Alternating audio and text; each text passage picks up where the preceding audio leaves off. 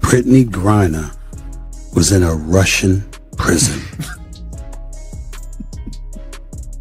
You would think that somebody who is now free, back in America on home soil, would not have too much to complain about. Greetings to everyone tuning in for another installment of the Clark Update. Trusting that your day is going wonderfully, I have prepared a particularly compelling segment that dedicated followers of Caitlin Clark simply cannot afford to miss. Prior to diving into the core topic, drop a CC 100% down in the comments section so we can acknowledge the loyal community members here. Spotting our enthusiastic supporters always brings a smile to my face. Without any further delays, we are getting right into the thick of today's developing story. Atlanta Dream played. Indiana Fever is where Caitlin Clark plays. Atlanta Dream is where Brittney Griner plays. Now you tell me what it looks like Brittney Griner is saying here. For the ticky-tack fouls that we were talking about earlier today. For a little bit of context, this was in the fourth quarter after Brittney Griner fouled out against Caitlin Clark and Indiana Fever would go on to win by 5. Now I'm going to tell you what I think she said. Let's play it back. Looks to me like she is saying trash and then calling Caitlin Clark a bleep white girl. Just a reminder, this is who Joe Biden traded for the Russian merchant of death. So many WNBA players hate Caitlin Clark so much when she is the best thing that could have happened to the league. And she's not the best thing that happened to the league because she's white. Following the massive circulation of a discriminatory tirade directed at Caitlin Clark and the league's initial efforts to sweep it under the rug, Brittney Griner is currently facing the ultimate reckoning. The universe has delivered an absolutely crushing blow of retribution. Should you find our reporting valuable, please hit that like button and ensure you are subscribed to our platform. Surprisingly, a massive portion of our audience still hasn't clicked that subscribe button yet. Hitting it costs absolutely nothing and genuinely supports our daily grind. Have you tapped it? Fantastic. We deeply appreciate your backing. So let us return to the main breakdown. If you want to get people never to watch the WNBA, this is an amazing way to do it. If the league is going to be rooted in this sort of nastiness with regard to its only real star, good luck to them. Well, folks, the left has a real problem in the United States. They've spent the last several decades talking about how racism is an endemic problem in American life. And there's a problem with that problem, which is for a prolonged period, basketball executives shielded the controversial center. But a recent pivot has totally shifted the landscape, potentially spelling the absolute conclusion of Gurrier's professional playing days. Watching this individual finally endure the fallout from her highly prejudiced commentary brings far more satisfaction than merely observing the organization magically locate its moral compass to enforce existing guidelines. Truthfully, the impending storm heading her way is entirely earned. That heavily anticipated hour is knocking on the door, guaranteeing she comprehends the severe severity of her toxic behavior. Despite spending multiple weeks pretending a blatant verbal assault on the Indiana Fever rookie never occurred, high-ranking officials just dropped an absolute bombshell that sent tremors across the sports landscape. The very establishment that bent over backward to insulate the veteran from public accountability was ultimately forced into taking harsh disciplinary measures, and the resulting fallout is absolutely catastrophic for her future. Was caught on tape during a game with the Indiana Fever, dropping racial slurs against Caitlin Clark. I mean, pretty obviously doing so. Attack fouls that we were talking about earlier today.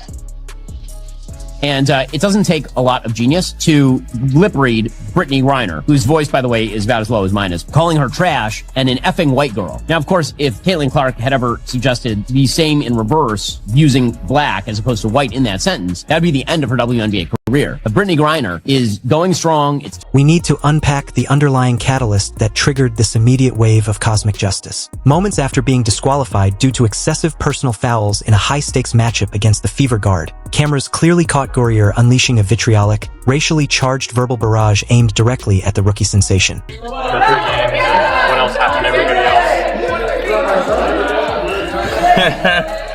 I mean, I know there's always consequence to actions. You know, what I did, I already know that I was going to get, some time for that. And, I respect, I got 3 games. Okay. Not disputing that at all. Do I think that it should have been 3 across the board? Boom, everybody involved in it, 3-3-3. I think that would have been, honestly, fair. I would have been happy today with that. Not today. And it's not because of my suspension. Denying the digital recordings proved utterly impossible. Numerous independent analysts confirmed the exact wording through careful visual breakdown, proving to anyone watching that the hostile rant was undeniably fueled by prejudice. Yet, instead of issuing immediate disciplinary sanctions, league brass launched an intense public relations defense campaign to rescue their highly touted veteran. Strangely, the front office suddenly lost its vision regarding this clear violation, despite their previous eagerness to launch massive probes into rumored fan misbehavior in Indiana. Executives brushed past concrete video proof, minimized public outcry, and crossed their fingers, hoping the massive controversy would fade into obscurity after their flagship superstar showcased flagrant bigotry on a nationally broadcast stage. Nevertheless, the universe invariably forces reality into the spotlight, and the defensive wall constructed around Griner has completely imploded in the most dramatic fashion possible. Brittney Griner is playing a game, and this is what Brittney Griner calls. I was not going to comment on any of this stuff until this took place. Watch what she says. The entire internet has reacted to this. Here's Brittney Griner. They're playing against the Indiana Fever, and look what she's saying. Go ahead, Rob. For the ticky-tack fouls that we were talking about earlier today.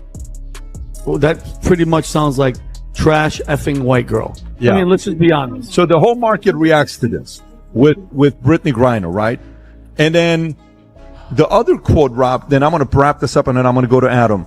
Put the quote of Brittney Griner, what she said about the NBA. This is so funny how all this stuff works out, right? She says, this is from Brittney. Every time we play her, there's this commotion, like this loud rumbling from the stands.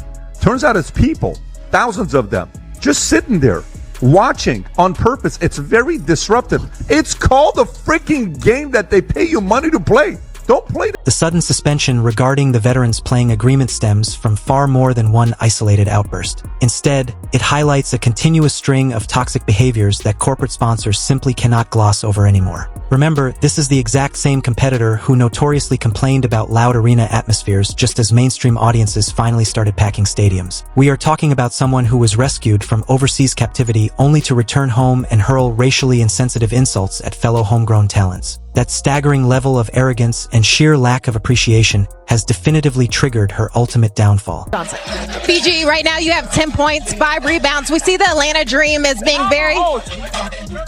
Right now she's talking to the refs about holding.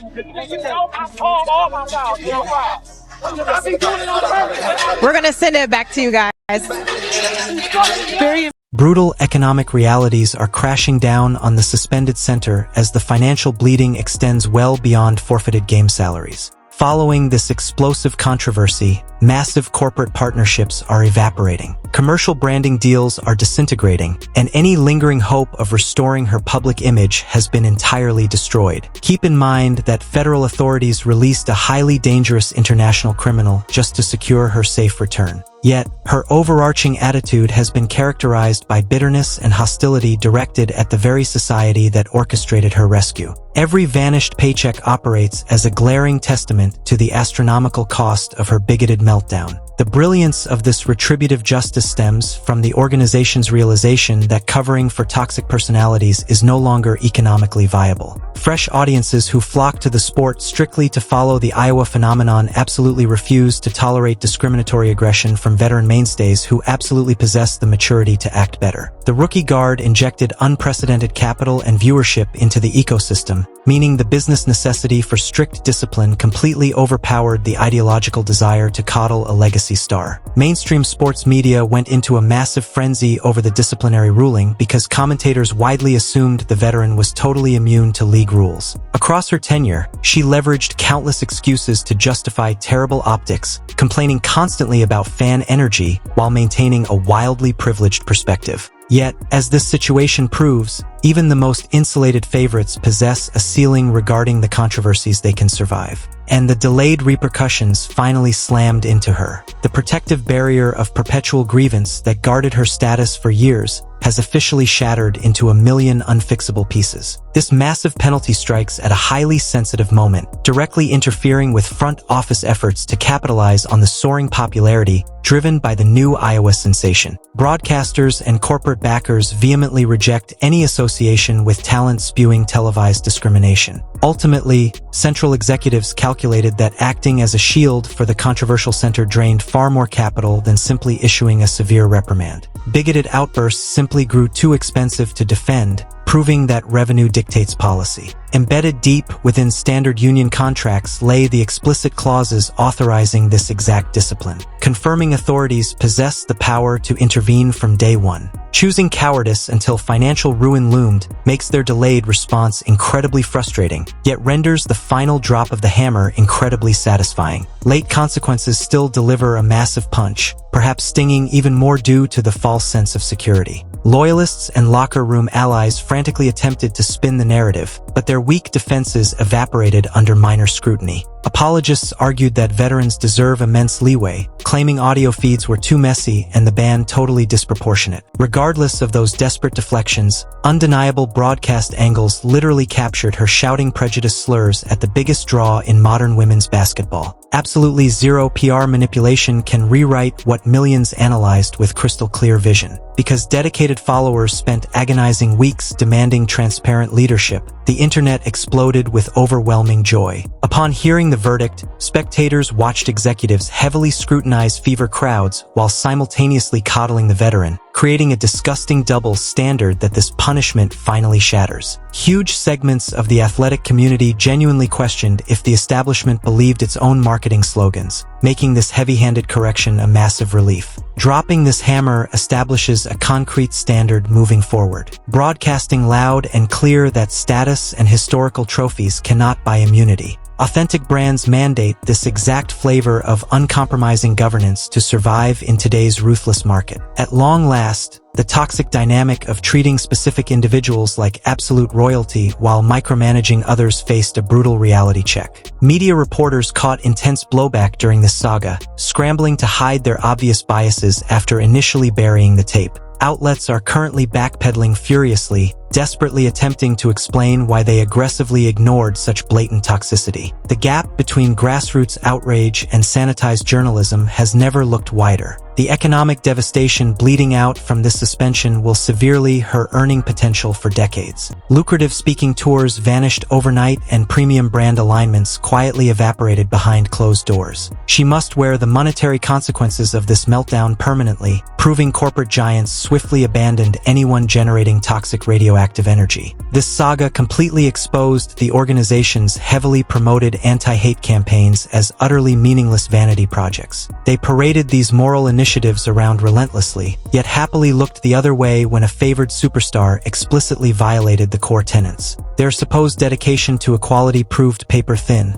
requiring massive external boycotts to finally force their hand. Even measuring against the notoriously flexible morals of professional athletics, the blatant hypocrisy remains staggering. Adding profound irony to this downfall is the infamous overseas prisoner trade, magnifying the jaw-dropping lack of gratitude underpinning this entire disaster. The federal government literally surrendered a notorious global weapons dealer to secure her freedom. Instead of showing humility, she launched hateful diatribes against a fellow citizen. Watching the resulting karma unfold feels remarkably poetic when weighing that unprecedented arrogance. Discovering that leadership might actually enforce the rulebook send absolute shock waves through the rest of the locker rooms.